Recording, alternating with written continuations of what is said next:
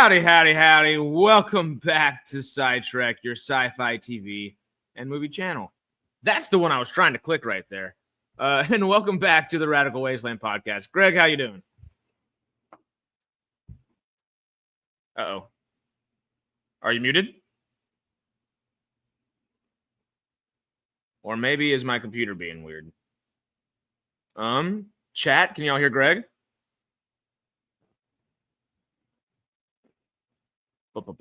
Can you hear me now? Oh, we can hear you now. There we go. Is it time to talk a little Fallout fan celebration today? Yeah, absolutely. Harris, we fucked up. Huh. We missed a hell of a party. We did. Yeah. We did. We missed a party, man. Holy shit.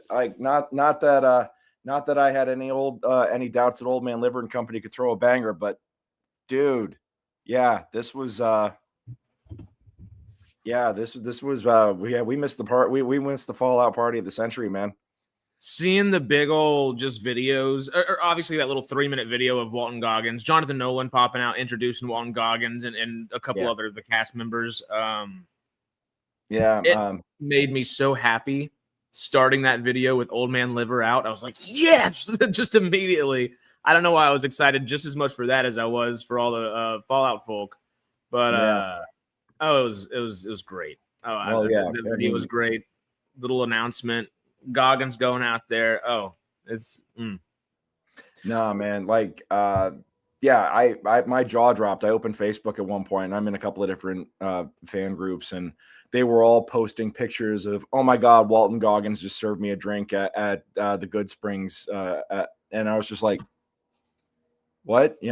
So yeah, when Old Man Liver said they had some surprises, he wasn't lying. The pictures of him and Aaron Moten there, Maximus, they were both hanging out. Fucking Wayne Newton, Mr. New Vegas himself, was there. Yeah, Wayne Newton came out. Yeah. They had did they say how many people actually were there this entire weekend? Oh I know that they'd estimated like 6,000 or 7,000, and I think that was about right.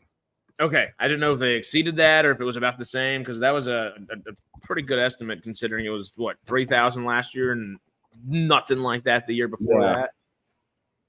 Over 6,000 there this year.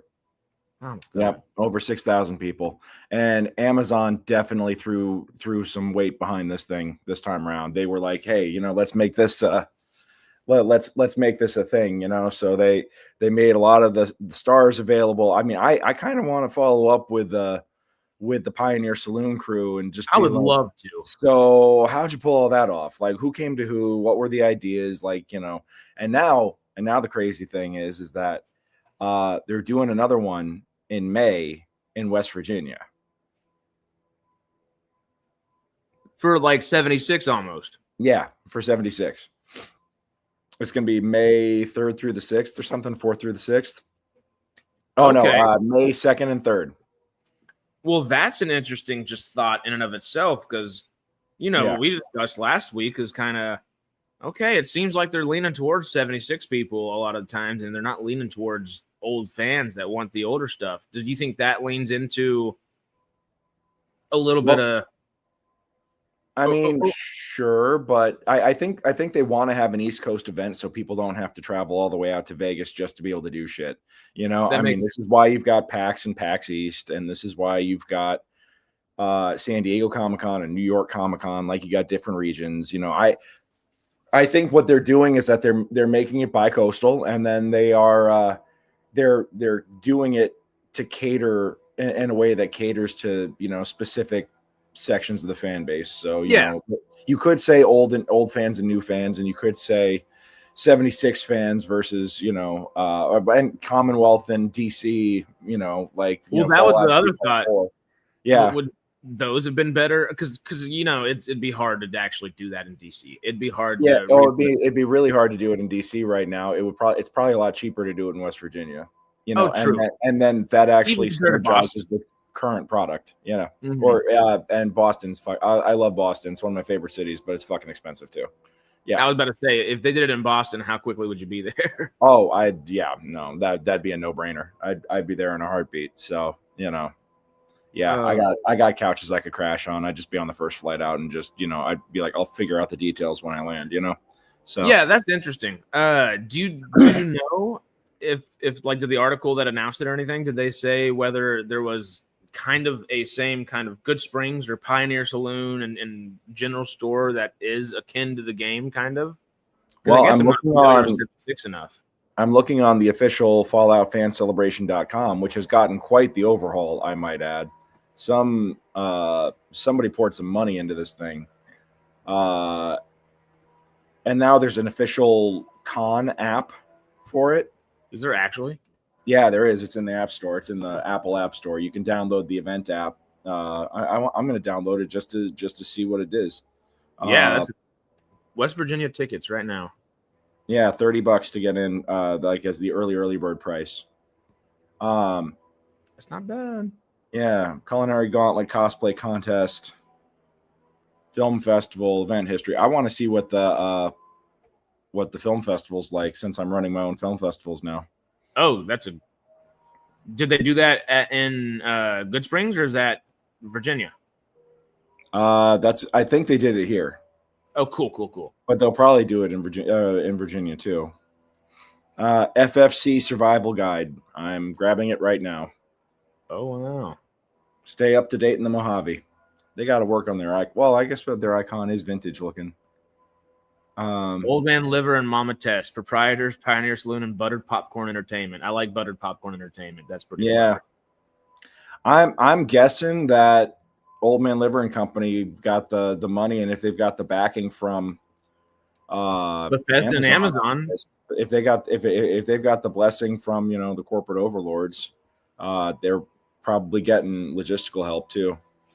I would think so. Just the way Old Man Liver was, I think it was, if I had to read between the lines a little bit from our interview a few months back, I would say a lot of stuff he said suddenly like clicks. Yeah.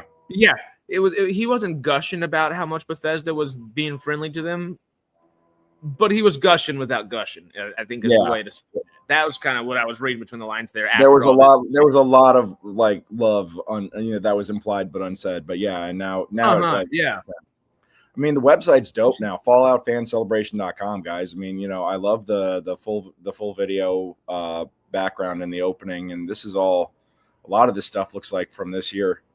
But yeah, West Virginia. You can volunteer for them. That's cool. Really? Full event schedule. All right. Well, that's still. What is the Fallout fan celebration? Oh, that's Saloon. It really is just a good little bar too. It really is too. Yeah. I love a good little hangout spot like that, and if I was in Vegas, I'd be driving out there every week. Yeah. That's a cute spot. Mojave Mayhem Film Festival. There we go. Look at it a little bit. General information. It's a showcase of fan-made films inspired by the Fallout universe. We welcome creators of all experience levels to share their vision of the post-apocalyptic wasteland. All right, well, Harris, we got to write and shoot a movie. Oh no! Twist my arm. Let's do it. Yeah, let's do it so fast. We know a few dozen people that I think might want to help real quick. Just here alone, in Los Angeles, I'm pretty sure. We can put something together pretty quick. Yeah, absolutely. Oh, yeah. And if we're able to make me a super mutant. Oh, that'd be sick. If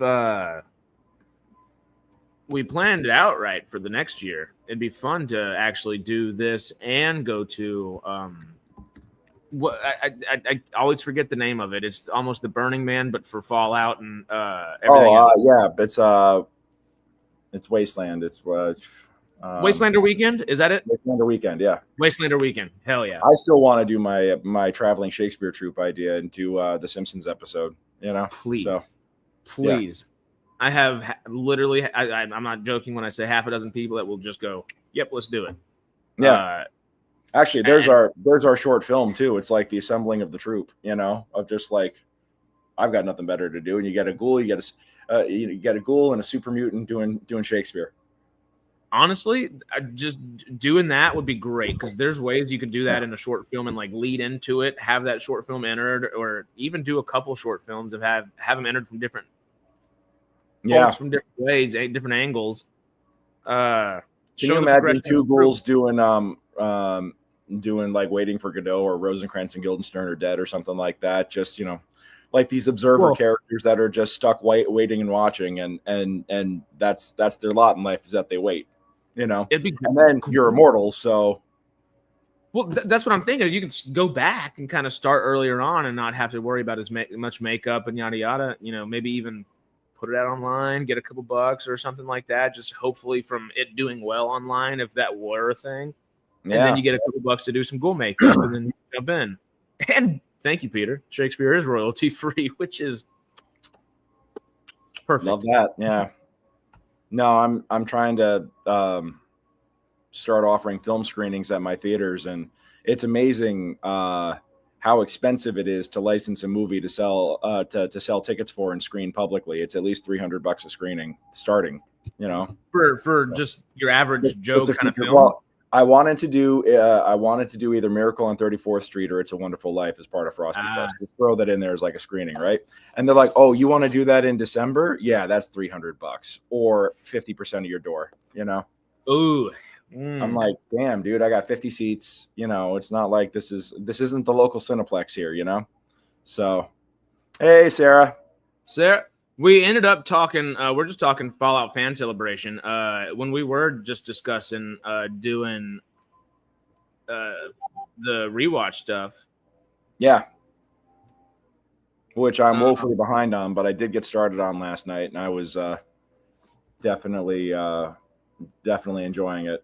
Well, no worries. I did just send you the link if you want to come hang out and just talk Fallout fan celebration, Sarah. Yeah, hop on in. When she was doing a rewatch with her husband this week, and she was doing episode 2 last night, so we will be prepared.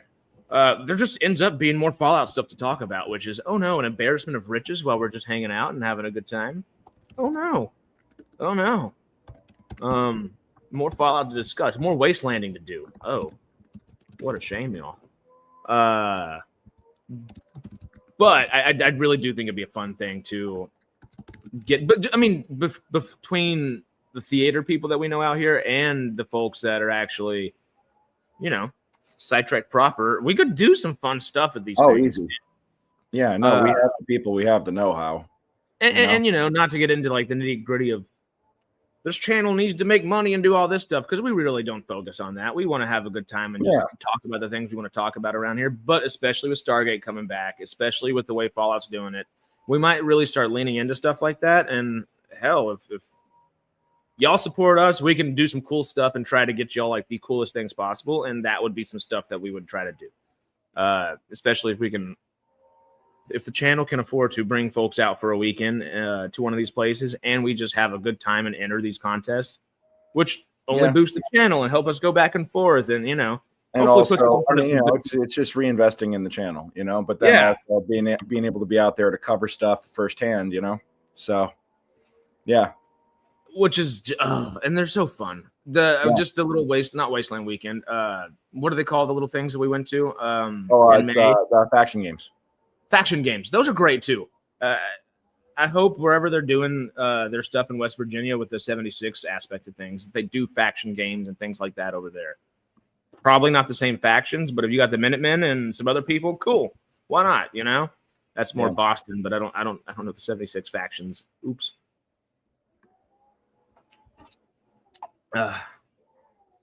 It's good eating right now. Yeah, it is good eating. It really, really is.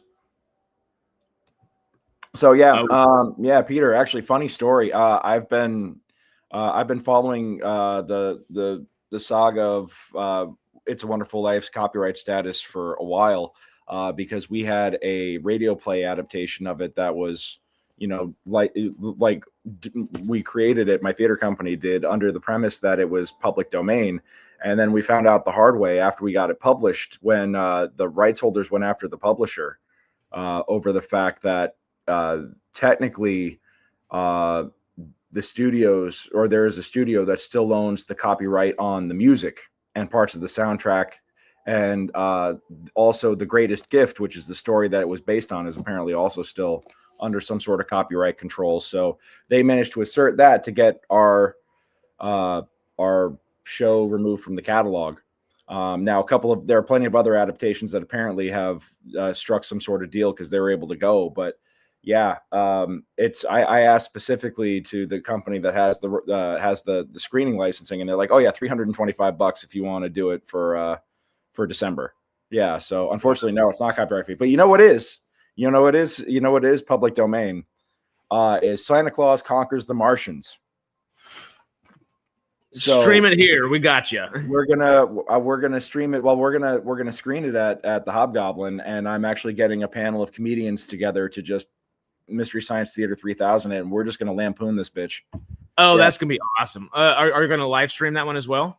I'm gonna try just doing a snarky screening first, and then we'll worry about live streaming later. I want to take it in phases. I don't want to do too much at once, Totally. Because it's like this is me running multiple microphone lines for a whole panel of people and a whole bunch of other stuff, and then we don't want more electrical boxes exploding in your face if we can avoid those, sir. Yeah, I have that happen once per theater. I've had it happen at the new space. It blew up. We did have one box blow up on my face, so I'm good. We were right there, and we were really.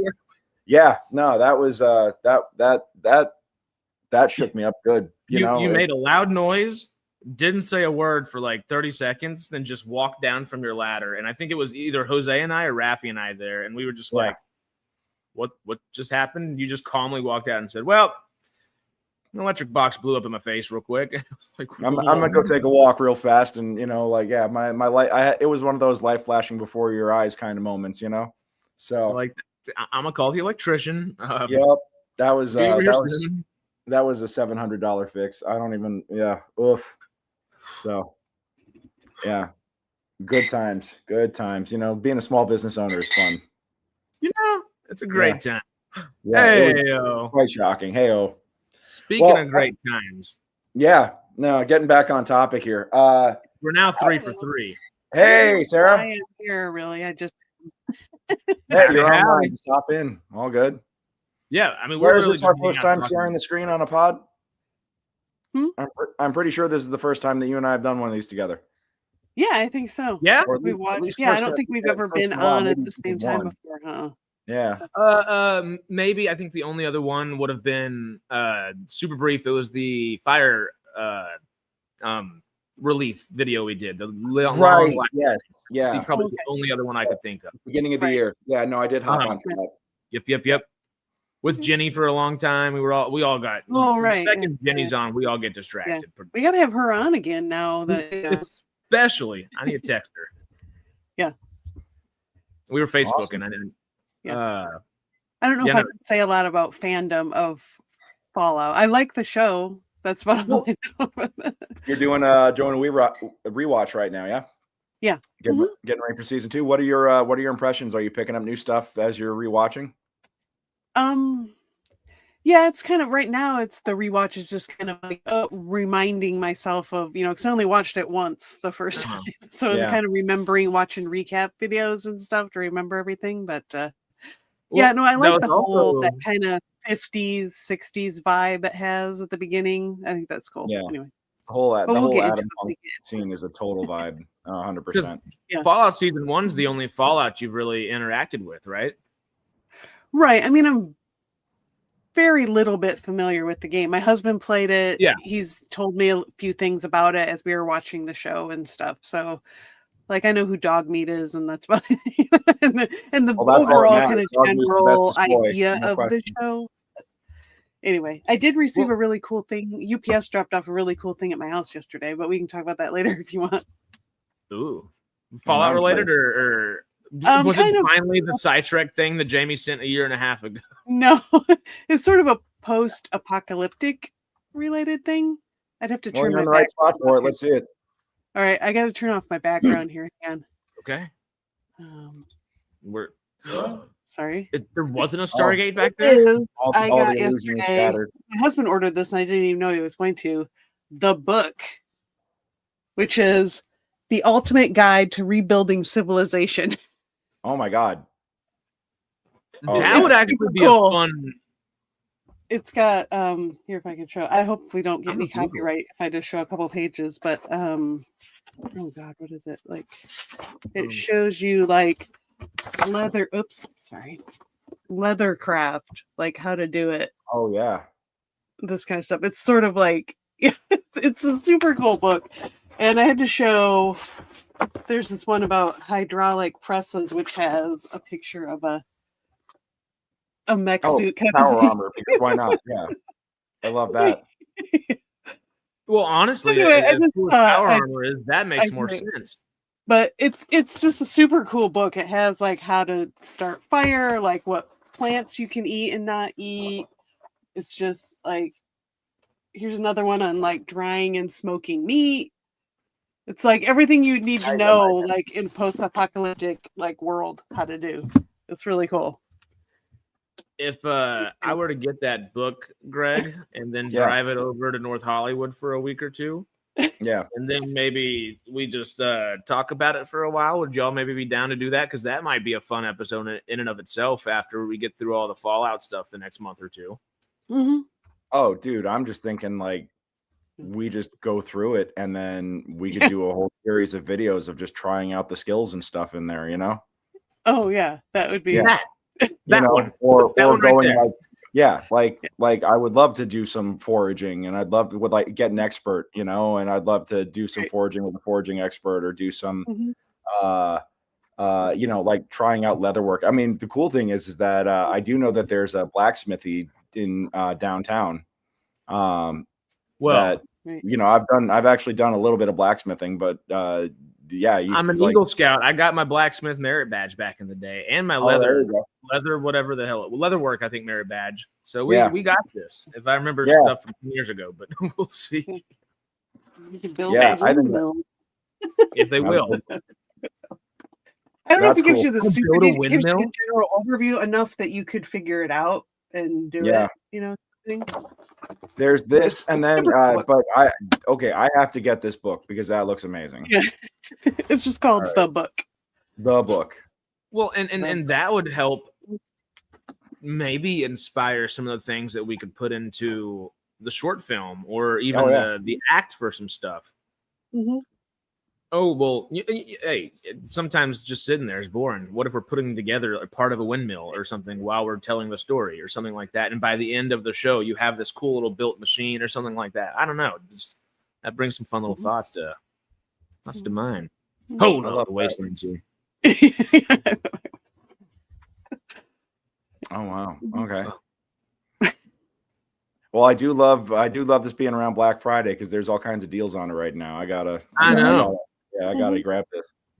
That's dope. Well, that suddenly gives me a whole other idea of what to do and things we can do. Yeah. So. Yeah. All right. Love that. There was almost a good thing right there. Yeah. How much is it just on Amazon right now? 120 or 60. But it's a huge book, and it comes in a nice fancy box and everything. So it's $10 on Kindle. That's the Hey man, sometimes that works. I mean, the hardcover is gorgeous, you know. Oh, that would look great on the nice bookshelf. Yep. Oh, I find my nephew's lack of practical skills shocking. Well, you know what? We have a lot of nerds here that tend to stay inside as well, and thankfully we do tend to be in the like film and theater type of nerdom, which is also very much all right, like put it all together and do all this crazy stuff. But if we can help boost that and, you know, get some nerds into making some cool things, as much as we can help that, we shall. Yeah. Well, no, and I mean, we have plenty of skills. It's just in, you know, like production. It's a whole different set of skills. But I mean, honestly, the stuff that I've learned in doing theater, I could build myself a shelter out of some random bullshit pretty easy, you know? Oh, yeah. I can survive. I can camp, farm, forage, or build a set. Those are my biggest skills in that aspect. But, I'm just married to a Marine, so farming is weed. You can't eat that. You know? That works. Everything that we just said we could do, he does it half the time. Fair. It also helps that he's a bit of a tech genius in his own way, huh? Yeah, he is. Yep, he's built gaming computers and stuff. Yeah. Okay, so when the world inevitably ends, we all carry this book with us. Come down to Actually, I don't know. We might need to go north. Los Angeles might be a bad place to be riding out any apocalyptic scenario. I mean, you gotta assume that if the bombs drop, LA is gonna get wiped off the map. So if it's not first, it's in the top 3 first ones probably. Yeah. I don't know if Seattle will do much better. True. I could see Seattle being in the top 10, but maybe not. But you guys might get a few minutes warning. So the first 3 are New York, Los Angeles, and Houston. And Houston's just because it's got the largest oil reserves on the entire. Well, DC is first. Oh, DC too. Good point. DC would be first. DC would be a decapitation attack at that point. Yeah. Yeah. Mm-hmm. So. Mm-hmm. Shoot. How did we get on this? Well, we are talking Fallout. It's my fault. No, that's true. That's true. Now we're just very thematically appropriate. So now we need Fallout New York is what we heard, because all the other places already have something besides Houston. But also we could write that. So let us write something. Bethesda and MGM and everybody. Come on. Well, Fallout 5 is coming. Do you think they're finally going to do New York? They've been talking about doing it for a long time. Or like people have been wanting New York for a long time to find out what happened to the Big Apple. It makes sense. It makes sense. I just don't know how interesting that game could be when everything. Well, it would be interesting, but talk about trying to load in as much stuff as possible for every screen you have to load in. Would just be walking between buildings. I don't know if it'd be a fun game to play because you just walk between buildings. There would be no open area besides maybe Central Park. Yeah. True. That may be why they haven't done it realistically. Boston worked out better than it because of just the breadth of the city, not having everything to go through. Mm-hmm. Yeah. Well, getting back on to fan celebration here. Boy, oh boy. I had rehearsal all weekend, so it's not like I could have made it out there. But boy, oh boy, just looking at the photos and the videos and everything, I definitely was feeling the FOMO. Let me tell you. Mm-hmm. Yeah, wow, they had everything going. They did do the Hoover Dam experience. Everything they were talking about. It sounds like they did almost everything. Oh, and they opened up Buffalo Bills again. Did they really? They did. They actually apparently they can keep it open 12, or they can reopen it for like 12 weekends a year or something right now under its current structure. And that they have to. It's fascinating. I learned a few things doing the research on the event. Buffalo Bills is able to reopen on a temporary basis, and they have to be open 1 day a year, and their slot machines have to be on for 1 day a year in order to maintain their gaming license. Oh, really? That's it? Yeah, that's it. And they don't even have to publicly announce what day it is. But apparently they had that going, and according to all the photos and videos that I saw, they were packed. I would think so. Yeah, I would. Everybody was staying right there. So, that makes sense because it's the one resort in the area. Or there were a lot of people camping too. Oh, that makes sense too. Yeah. I wonder how hard it is for them to actually upkeep the place in that aspect if it's only going to be open that few amounts of times a year, or if they lean into that almost. And I think they're just keeping on like a special event kind of schedule, and that's a little bit easier to balance. So yeah, that's what I hear when you say 12 weekends out of a year is, so there's going to be 12 new Fallout fan faction or 10 new Fallout fan faction games a year is what I'm hearing. Right. Yeah, the whole town of Good Springs is just holding up this one casino on the border. The town of Good Springs and literally the Fallout fandom. It was really funny in that quick little video that Old Man Liver and Walton Goggins and Aaron Morton and everybody, and Jonah Nolan, most importantly, was there. Yeah. Because it was really funny when he was giving Walton Goggins a little bit of grief there and saying, Walton Goggins said this is the second best fan base there is. And he was like, oh, that's full of shit. Immediately Walton Goggins is like, no. Don't you put that in. That was great. But realistically, as much as I want to say all these, because Fallout wasn't my first love as fandom, Lord of the Rings probably was, or Star Wars, or Mass Effect, or even Skyrim before Fallout. Like I got into Elder Scrolls before Fallout. My big one was Star Trek. That was my first big fandom. All of these things, as many good things. There's a lot of really good things that all these different fandoms have done over the years. Star Wars, Star Trek, and Lord of the Rings, particularly, just because of how large they are. And of course, you have like the different sets for Star Trek and Star Wars. You have the old sets for Hobbiton and stuff like that. You can go visit Hobbiton. Yeah, I don't know if any of those fans.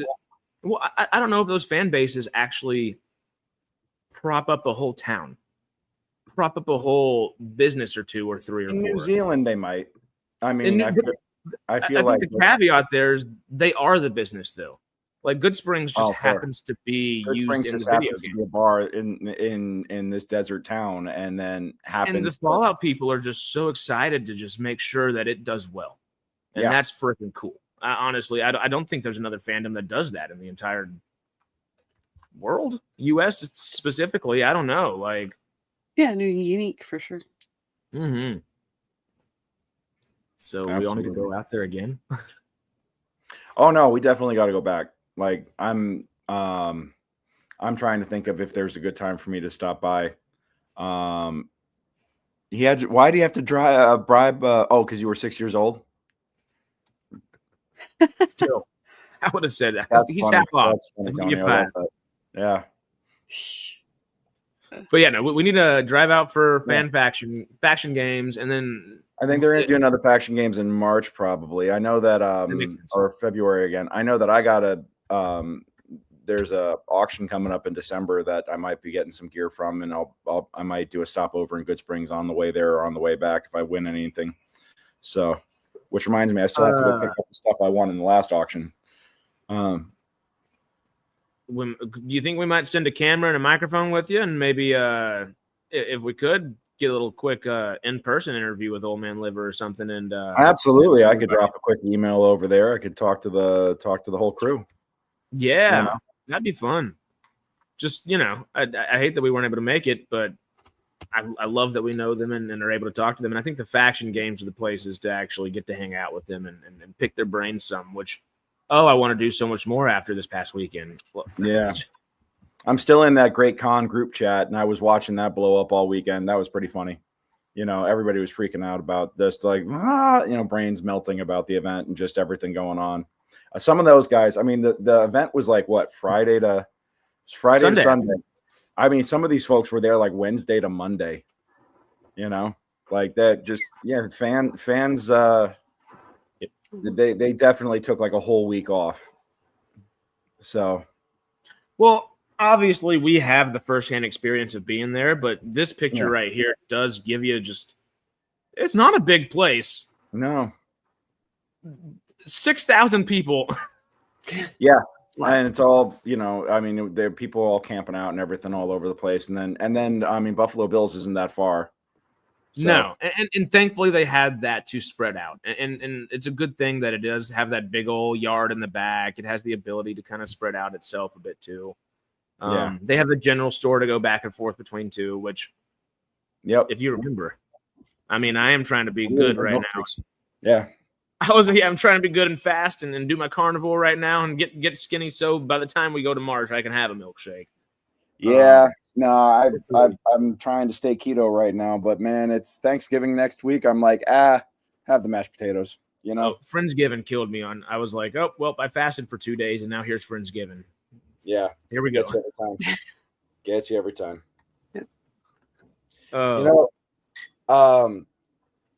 Yeah, now, Sarah, that book has got me thinking all kinds of stuff. That could be a lot of fun. Yeah, no, I can't wait to even, I mean, I just got it yesterday. I'm kind of wanting, flipping through it. And it's like, all the basic stuff, like how to make pens and pencils and like weave fabric. And it's like wild. I love it. Well, all right. Now I definitely want to start doing like skill videos and stuff like that. And being like, that would be really cool. I wonder. That is like actually an awesome idea to just be like, okay, let's go through this book. I mean, you could have like years of content doing that. Yeah. But also just like developing skills, Oh yeah. Yeah. Well, you know who did something similar for a few years on a separate channel that correlates over to us? The old Storm Bear, you know, our resident rocket scientist with SciWorks, where he would literally just say, okay, these are cool experiments that I think people should know how to do, and whatever. No, I thought of him in this book too, that like, you know, bring him in as like a consultant, some engineering things or whatever would be cool. It would be great. And that would be fun to have. Okay, we put this together. We're going to now test it out. Stormy, you're live. React to us testing it out or something like that. We could have some fun things to do. And obviously maybe not live reaction while, you know, we're doing it, but film that live reaction and put that into it. Well, you could do it live once in a while as, I don't know. We could. Live premieres of those would be really fun and just kind of sit and chat along and tell people how well we did or how well we didn't do, depending on the project. Fail. Anyway. Like, oops. Yeah, boy. Oh, that's pretty fun. The thought of the massive party sends me to an introverted panic. Peter, the good thing is about 5,000 out of the 6,000 people there are introverted too and have spent thousands of hours playing Fallout. So everybody else feels the same. They're for real. I heard this interesting theory about introverts, that they're not really introverts. That it's you don't hate hanging out with people, because if you notice, I'm not explaining this very well probably, but if you notice some people that don't like to go to parties, if you hit on a certain subject that they like, you can't get them to stop talking about it. So it's not the people you don't like, it's the conversation. Yeah. Yeah. I think that's definitely accurate. And that's where the whole extroverted introvert comes from, or the introverted extrovert, or whatever. Right. You know? Exactly. Yeah. It's like we're all of them. It depends on the moment. Yeah. I buy that. Yeah. No, I mean, I'm kind of like, I think I fall into that category a little bit of just like, totally. It's just, there's an intimidation factor in trying to break the ice with people, you know, and trying to figure out, like, I think, that's always like the toughest thing, is breaking the ice, finding common ground. And then the second that you hit on something, it's like, oh my God, like, I went to, one of my cousins was getting married, and this was like the big dinner, like a couple of nights before.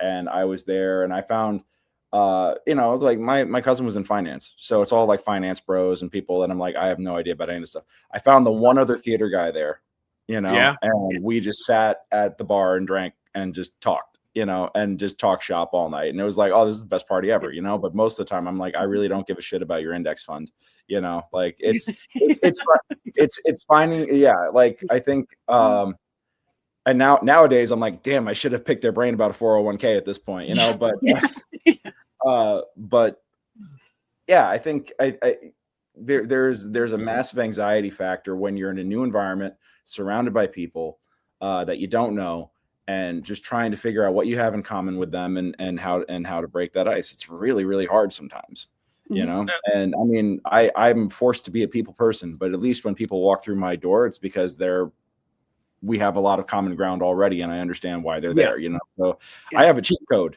you know. People come to me because I have a resource that they want.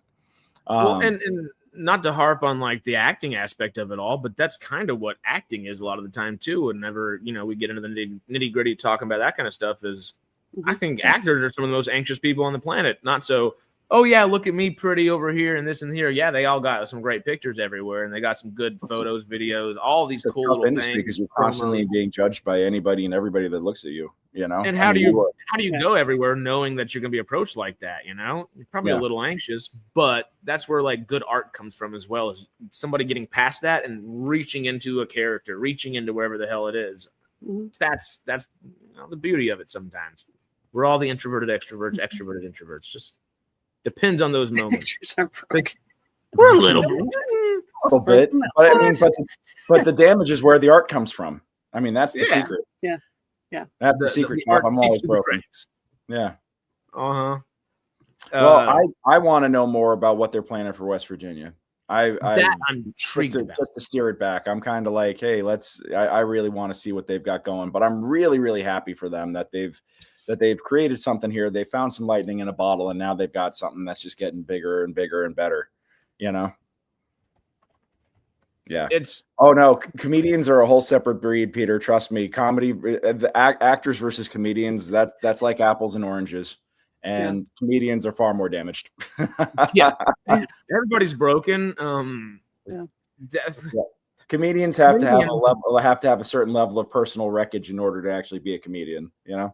Well, I feel like that's almost the difference. And you know, it does correlate. There are lines that correlate, but that's almost the difference between the anxiety and self-deprecation. It's completely, and at least in the age of today's humor, that's all self-reflective and, you know, like self-deprecating humor being like what is, you know, cracking jokes about your anxiety and stuff like that. Like that's yeah. It makes sense. Yeah. So comedy these days, it comes from such a personal place that you have to be willing to go to do some really dark shit, you know, or go to some really dark places in order to mine it for humor. It's hard. Like a lot of the comedians I know are very depressed outside of, you know, outside of their public facade. And it's, I'm not saying that's the way it is for all of them, but I do know that there's, you know, when you're mining your own pain, at that point you are the Pagliacci, you know, but I am the great Pagliacci, Doc, you know? So yeah. That reflection on all the bad things that happens and then trying to make something good out of it. It takes a lot of guts. Yeah.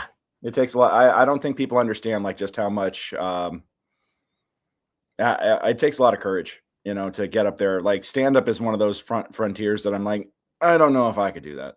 You know, like it's because also like you're up there for 5 minutes. And if you're just up there for 5 minutes of dead silence as you're exposing your soul, like that's tough. What's that do to your soul after when nobody says? It's like, oh, I am worthless. Yeah. You know, like, okay, I'm gonna go home. I'm gonna go hang myself now. Yeah. Like, God, it's, you know, Taskmaster is very revealing. That's a fun show. I've seen a few. A buddy of mine is the producer of Taskmaster Los Angeles, and he's it's a fan version that's that's on YouTube. Yeah. Well, I'm definitely not Googling that right now at all. I don't know but yeah. Yeah, I'm doing the same. I'm like, what is that? How fast can I do this? Are you not familiar with Taskmaster? Me? No. Oh, it's a British game show. Yeah. The best thing ever. And it's funny as hell. I just love like the random costumes they put everybody in. Like, yeah, there's always one celebrity in a costume that they just don't explain. You know? You're just like, huh? Yeah. Who picked that one? You know? It's just such a great show. Honestly, as you said that, how fun would it be to do a post-apocalyptic Taskmaster of sorts? Oh God. What kind of task would a here's your cooking challenge. Scenario. Cook up this dead human body. Yeah. Yeah. What does Walton Goggins said it in the little fun thing I did with Old Man Liver and Jonah Nolan over there. Ass jerky. Make your own ass jerky real quick. Make your own ass jerky. Yeah. Post-apocalyptic. Yeah. Like Fallout, Taskmaster Fallout, you know, Taskmaster the Mojave. Blend in with these members, this Caesar's Legion squad, and don't get discovered. God! Yeah. Avoid being enslaved and crucified by the Legion, real quick. By the Legion, yeah. I mean, I feel like that's just a mission statement for daily life out there. You know, this is true. Yeah. Definitely like 2,000 years ago, but apparently today too. Yeah. Ha! Oh my God! All right, history joke. Big points for that. Yeah. Hey, Hey-o. People taste like pork, apparently. Well, we know what Peter's been eating lately. Yeah. A little ass jerky. Yeah, a little ass jerky. Everything tastes like chicken. Yep. Like people, apparently. I mean, I've eaten alligator, and alligator tastes just like chicken. Actually, you know what was crazy? You know what melted my mind the other day was my wife gets these boxes from Imperfect Foods, not a sponsor of the pod here, although maybe they should be, but Imperfect Foods, they send us she gets a box of like fresh vegetables and stuff every week, and we got some lion's mane mushrooms, and my God, if they didn't taste just like chicken when she fried them up. Oh really? Ooh. Yeah, really, for real. Real good. Real good. Had a really good meaty texture, had the flavor. I was like, oh, this is really, really tasty. And I'm not a mushroom guy. And I used to not be, but you stuff a mushroom, I'm going to come sprinting that way as fast as possible. Well, what happens between a man and a consenting mushroom, that's their own business, So this is true. This is very true. Oh God, I didn't go that way. What's a vegetable? There technically is no such thing as vegetables, and people don't understand it. It is a culinary term. It is not an actual term. There's fruit, there's seeds, there's leaves, there's root, there's every different, there's multiple specifications. Vegetable is simply and strictly a culinary term. Mm-hmm. Those are half weird the vegetables you think of are fruit. Mm-hmm. Interesting. I feel like that's going to take some Googling to verify. Or maybe, maybe it's in the book. It's probably in the book. Mushrooms? I don't know. I could look. There is a section. Hang on. Yeah. Discuss. I'll look it up. I love how you bring out the full book like it's an architect. It's full of everything. Yeah.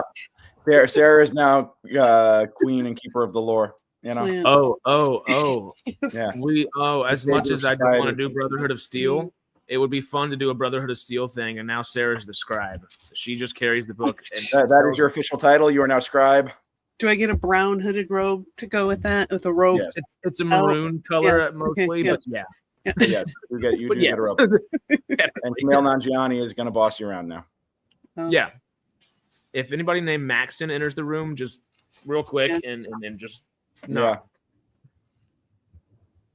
So I did not see. I didn't think that Macaulay Culkin was going to be part of the Legion, but color me shocked. So. Oh really? That photo of the ears behind him. I couldn't think of anybody else it could be. My thought though, because I did tell you last week, I have started a little bit of a New Vegas playthrough again. Yeah. I haven't been able to play as much as I want to because I want to play it 24/7. But I got to sleep occasionally and I got to do other things. Overrated for the week. Exactly. Yeah. And this is why I'm going to be dead. What? Mushrooms need proper expertise to avoid drama. Well, or to enjoy drama. All the above. They make it interesting. That knife cuts both ways, sir. It's a serrated blade on both sides. God,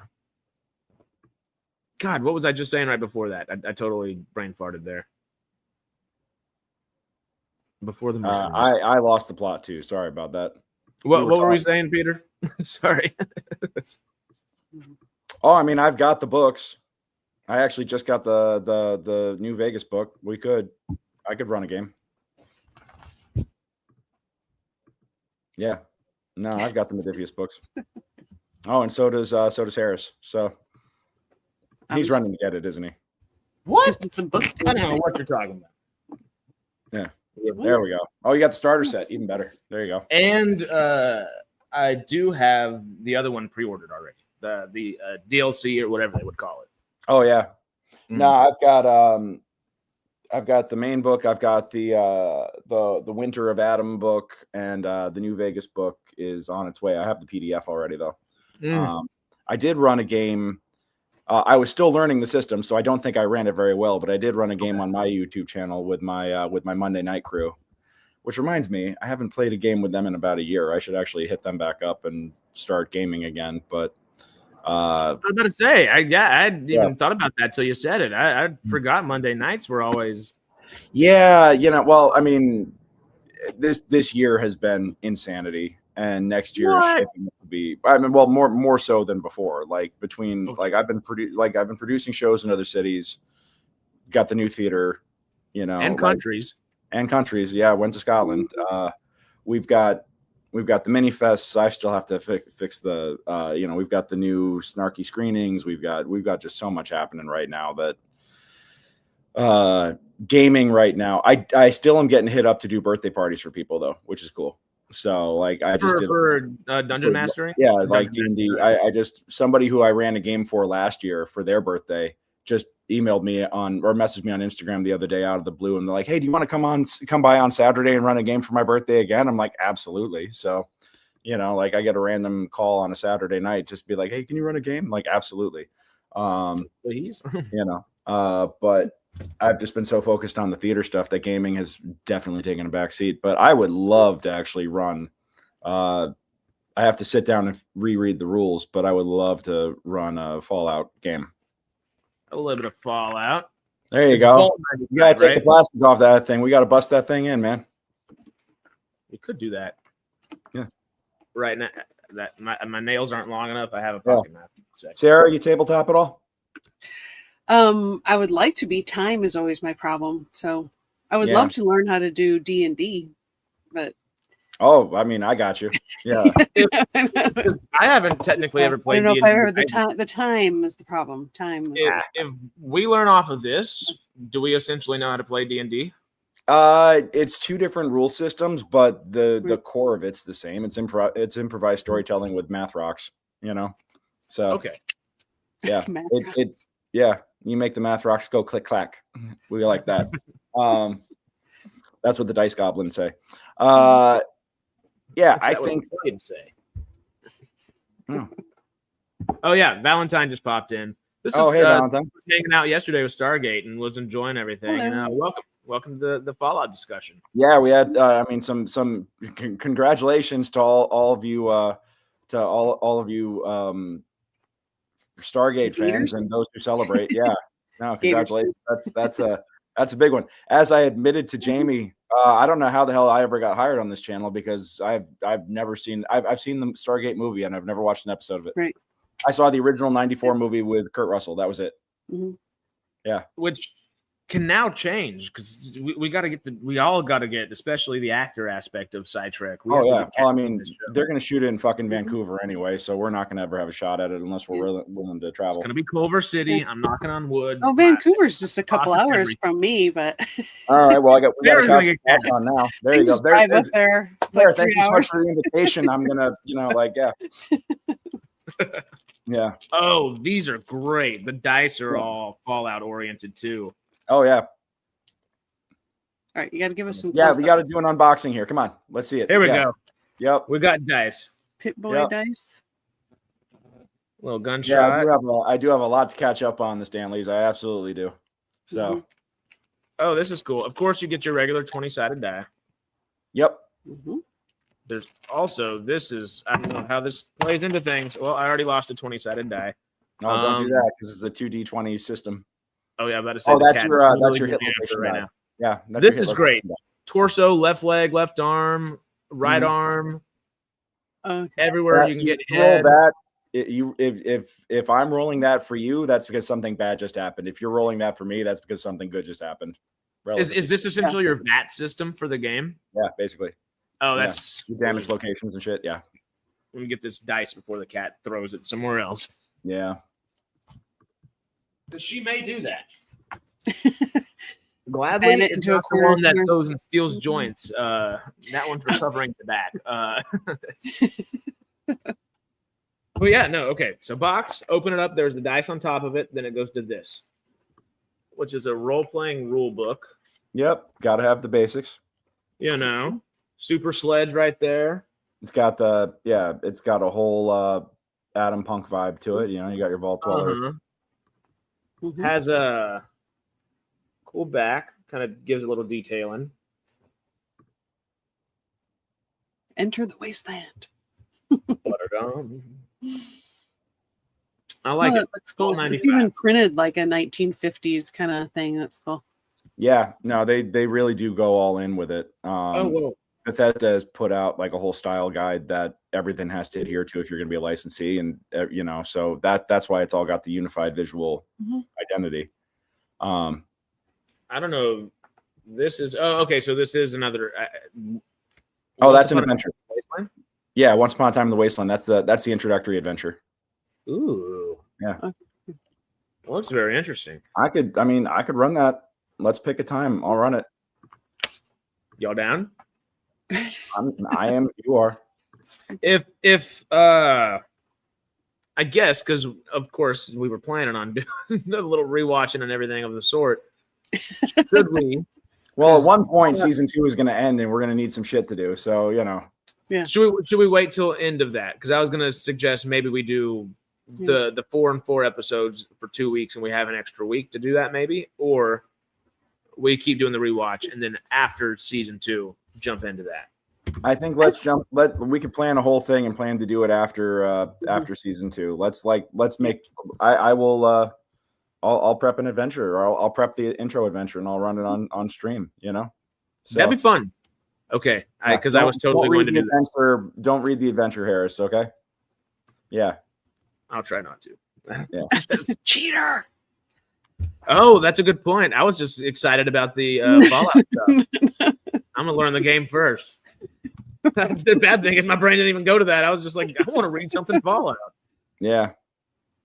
This I think it came full, but I think it was already pre-popping all the different Nuka-Cola caps off here for me. That's currency, basically, right? Yep, the caps. Yeah. Mm-hmm. There you go. Nuka-Cola Quantum down in there. Mm-hmm. Cool. Oh, Peter, I would, except for the fact that there are so many other channels out there covering D&D for beginners and stuff. Like, I feel like I'd just be reinventing the wheel at that point, Yeah. You can maybe do it. You know what? I could, for the new edition, the 2024 rules, because I still need to get up to date on those. I have the books. I haven't had a chance to actually sit down and go over the new rules because I haven't been running very many games this year. And those that I do, I'm kind of just doing like the 2014 rules with like some of the new shit. That's about it.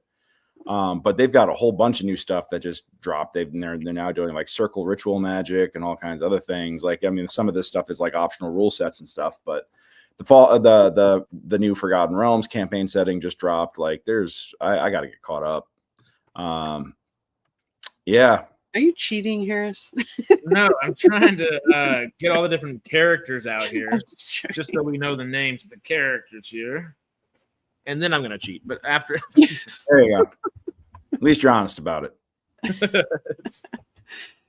good thing is I'll probably forget before I can actually cheat. So I'm dropping caps everywhere, though. Yeah. Old school D&D. Oh, old school D&D. Yeah. Like Stranger Things, they were doing that, right? Where you write out your own stuff or something. Yeah. I mean, geez. I played a couple of games of AD&D, but I really started with 3rd edition back in the day. Saying 3rd edition back in the day makes me feel incredibly old, but that was my sophomore year of college when 3rd edition dropped, and that's when I grabbed it.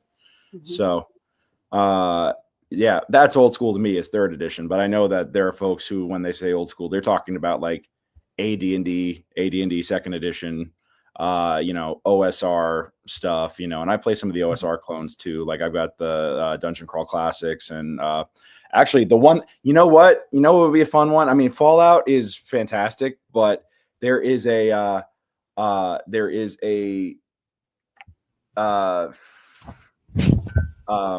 setting that has been adapted. It originally started as, I want to say, like a Pathfinder setting, and then it became its own game, and now it's part of Dungeon Crawl Classics. Hold on a second. X-Crawl, Extreme Dungeon Crawling, and it's post-apocalyptic North America, where dungeon crawling is it's a blood sport, it's a death sport, but it is like what football is for us today. It's a major league sport, and you don't have a party of adventurers. You have a team, like a sports team, with a logo and sponsorships and the whole deal. And it's it's crazy, So people compete in dungeon runs for money and glory. You and Brett have played this how many times? Brett has not played it with me, but I did actually run DCC off camera, or I did run X-Crawl off camera for my Monday Night Crew a couple of times. We did the way you make a character is that they start you out with like 4 characters and then put you what's called put you through what's called the grinder, and the character that you have that survives is your character. But these are all squishy and meant to be, like and the adventure is meant to be incredibly deadly. So yeah. I mean, honestly, Peter, I'll tell you. I mean, look, there are so many books and everything. All you really need to play D&D is the Player's Handbook and maybe the Dungeon Master's Guide. That's it, And like, there's there's so many different settings and there's so specific rules, and specific does beat general in terms of rules. Like, if they've got a specific rule about something, it supersedes because the specific rule is usually an exception to whatever's more established. But all that shit's optional, I think there's a really great website called startplaying.games, and that you can find people DMs for hire with slots open at their tables, and you could sit and play, or your friendly local game store probably does D&D Adventurers League, which is designed for brand new players. It's just a kind of like a drop in, play a one shot. I have a profile up on here. Yeah. You go to gmgreg.com, it forwards to my startplaying.games profile. No way. Yeah. So this is how people find me. I actually am going to put up a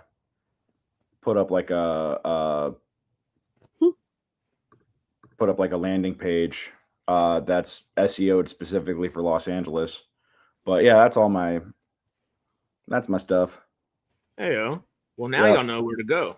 Yeah, now it says one game hosted because everybody finds me through the site and then books me off site for in-person stuff. This is mostly for online games. I've really only been hired to run one online game here. At least through these guys. I was with a company for a while called Mastermind Adventures, and they would send me clients too. But Start Playing is like a competing service, and Mastermind's not around anymore. So okay. Yeah.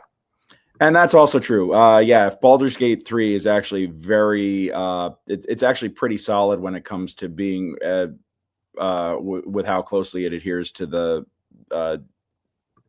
D20 rule set. Yeah. I was very impressed with how faithful Baldur's Gate 3 is. I mean, there are a few things that the game does that the video game does that doesn't happen in the tabletop, and vice versa, but those are kind of few and far between. Like shoving is a free action and stuff like that. Like that shoving is a whole battle strategy in Baldur's Gate 3, and that they do it to great effect. But you don't necessarily have that in the tabletop game because of there's so much theater of the mind. It's not as narratively suiting. And honestly, the other thing is, if you want to learn how to play the game, watch Critical Role or watch Dimension 20. Like they cover a lot of that you'll pick up how to do things pretty quick, whether it's skill checks or contests or attack rolls, like whatever. You can learn through osmosis just by watching all that stuff. Okay, that's fun. But I'm a big Baldur's Gate 3 fan. I gotta actually get back on. Like, I haven't played it in a couple of months. I'm still in the middle of Act 1, but at one point, maybe between Christmas and New Year's this year, I will just fucking binge play it. And no, who am I kidding? I have to replace the floor. I have to replace the stage in my theater because I haven't had a chance to go in and finish it. I patched a couple of holes in it, and now with the rain lately, we've actually had some roof leaks that have caused some more damage. So I gotta actually, but I have to rip out the whole floor and then replace it, and that's just going to be a fucking thing. So, yeah. Yeah, you're gonna need Fallout just to get your mind off that a little bit too, because oh god, that's not gonna be fun. Then, if you need help, we got you. I appreciate you, Harris. You are always a fucking mensch, man. So I appreciate that, and yeah, I will be. Yeah, I'm gonna rip it up. I'm gonna rip up the existing panels. At least this time, it's just gonna be everything coming up, and then I'll replace it. We specialize in tangents, Tangents and Sarah and I, we're rabbit holing on a daily basis if possible. Yep. It's my fault for bringing the book. Threw you guys all up. Well, I'm definitely SciTrek to Alice in Wonderland with how many rabbit holes we're. I'm definitely putting that in my on my Amazon wish list. Which one? The book. The book. All right. Yeah. Now I'm curious. Yeah. That's dope. Well, all right. I definitely do. Oh boy, more sci-fi board games. Yeah. As many as we can find, I definitely don't have Starfarers of Catan sitting over there too, but things happen. Yeah. Well, did you want to look at these guys that were in here real quick? The actual characters. Yeah. Just the characters and maybe their specials, which is like their, I guess. Yeah, it's their stats. Yeah. We got Augusta Byron, who's a vault dweller. Okay, so there are different origins as well. That's cool. Oh, yeah. Augusta Byron has 4 strength. She's got 6 perception, 5 endurance, 6 charisma, 9 intelligence, 5 agility, and 5 luck. But of course. We have Happy Tommy Doyle. He's just a survivor. His strength is 6, perception's 5, endurance is 5, charisma is 7, intelligence is 5, agility is 5, and luck is 7. There's also Bailey Big Smile, who's a ghoul.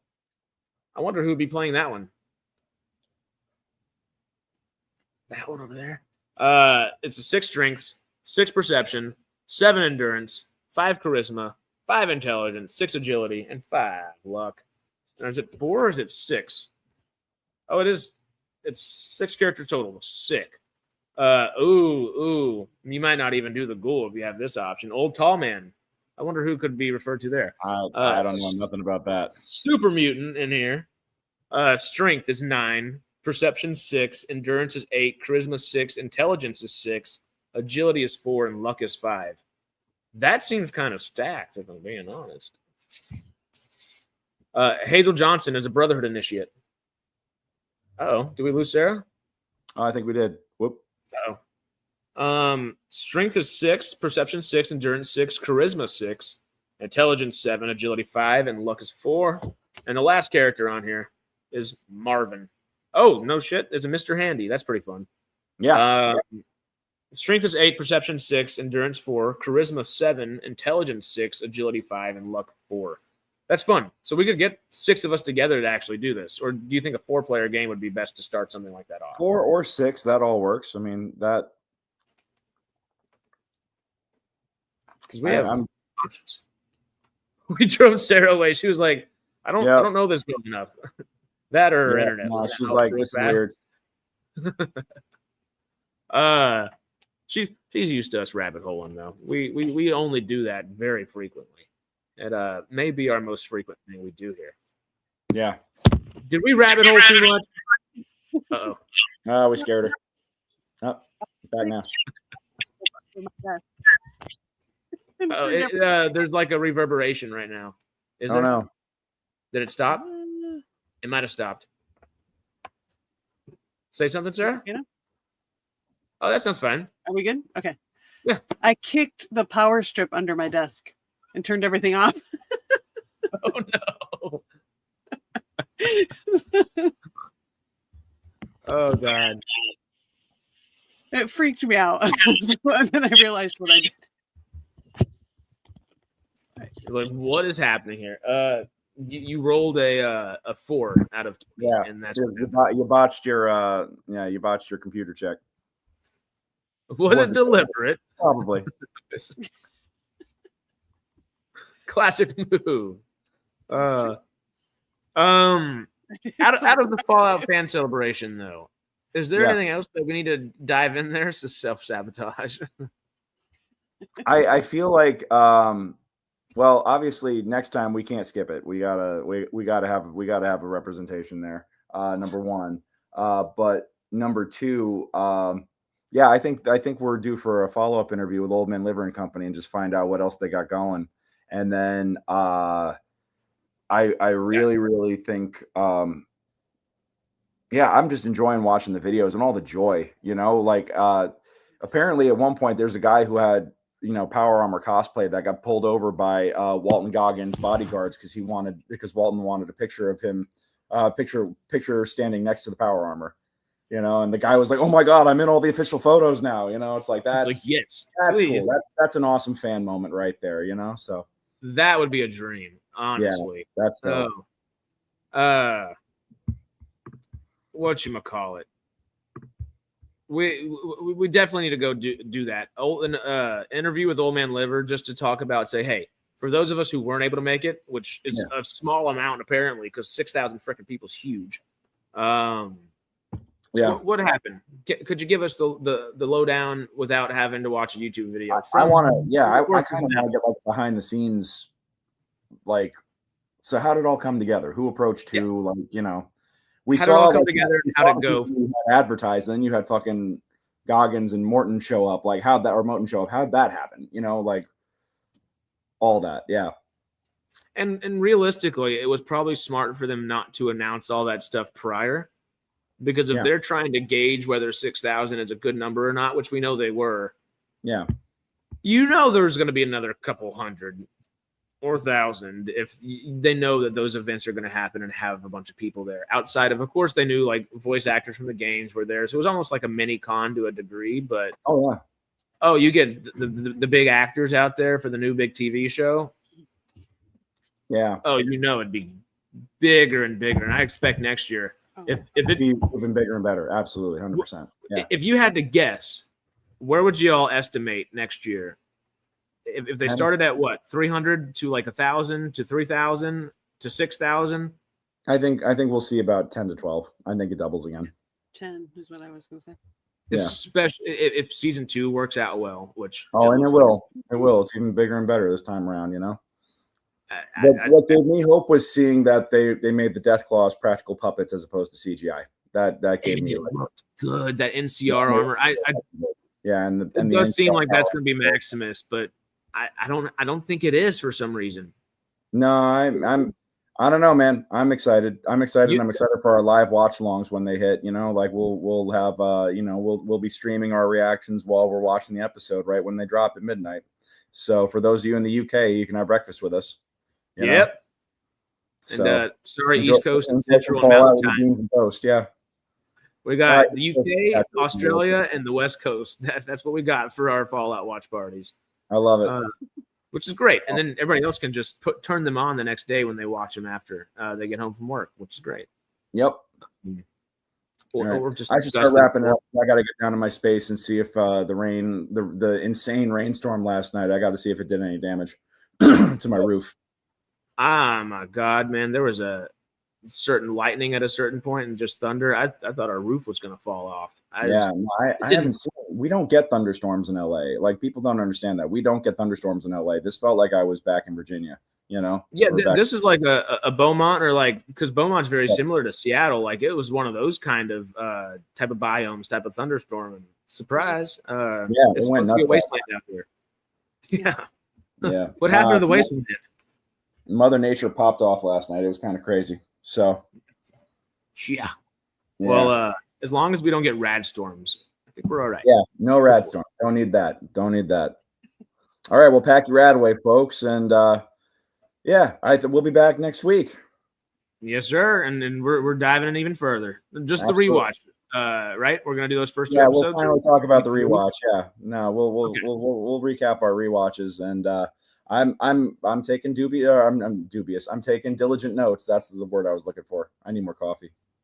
Yeah, because we are shorter. Does it sound good to do the first 3 episodes next week, 3 episodes the following week, and then the last 2 to finish it off before the actual series jumps in?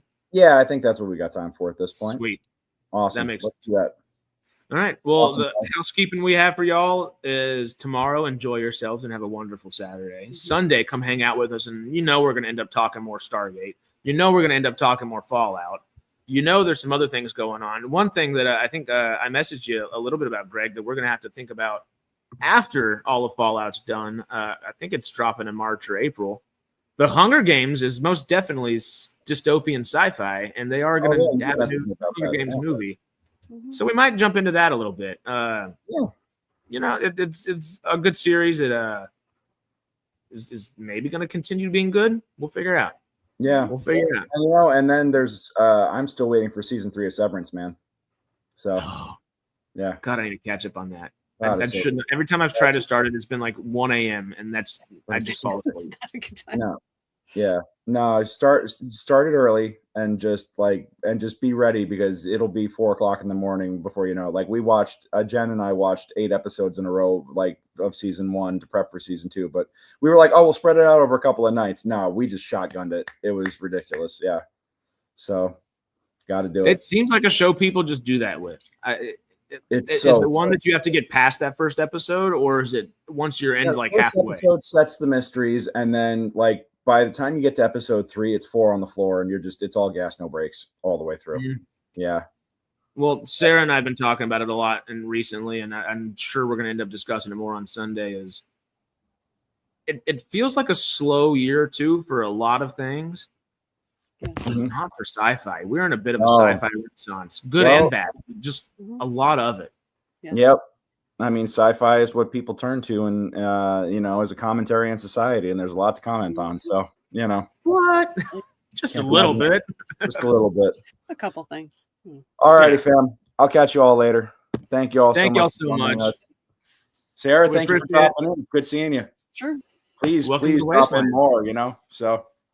All right, if you want me. I mean, I don't know how much I know about Fallout. But all good. All good. We'll take it slow with you. It's fine. Well, and as we're doing Fallout, we're really just discussing Fridays. Like now, the next 3 episodes, we're just going to be breaking down season 1. So, and the beneficial thing of having you here is, especially for Fallout, is you only know it from the TV perspective and just a little bit that you've discussed with Brett.